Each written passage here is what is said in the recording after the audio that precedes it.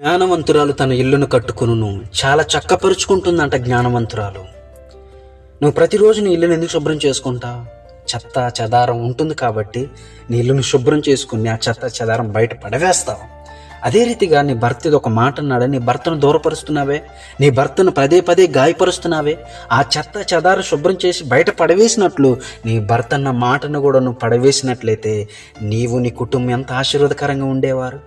ఈరోజు చూడు, ఒంటరిగా మిగిలిపోయావు. నీ భర్త ఒక కాడ, నీ బిడ్డలు ఒక కాడ, నువ్వు ఒక కాడ, ముగ్గురు మూడు దారులు అయిపోయి ఉన్నారు. ఈరోజు బైబిల్ వాక్యం సెలవిస్తుంది, జ్ఞానవంతురాలు తన ఇల్లును కట్టుకును. నీ ఇంట్లో జరిగే ప్రతి మాటని తల్లిదండ్రులకు చెప్తున్నావా? నీ ఇల్లు ఎలా నిర్మించుకోగలుగుతావు? నీ కుటుంబంలో కష్టం ఉంటుంది, కరువు ఉంటుంది, కన్నీరు ఉంటుంది. వీటన్నిటి మధ్యనే ఒక ఫలాన్ని నువ్వు చూడగలుగుతావు. ఒక వ్యక్తి పని చేయటానికి వెళితే ఆ ఫలానికి కష్టానికి తగ్గట్టు తన ఫలితాన్ని చూడగలుగుతాడు. నీ కుటుంబం కూడా ఒక అందంగా మలచబడాలంటే కరువును అనుభవించాలి, కష్టాన్ని అనుభవించాలి, కన్నీటిని కూడా అనుభవించాలి. అప్పుడు నీ కుటుంబాన్ని నువ్వు నిర్మించుకోగలుగుతావు. నిజంగా నువ్వు జ్ఞానవంతురాలివేనా?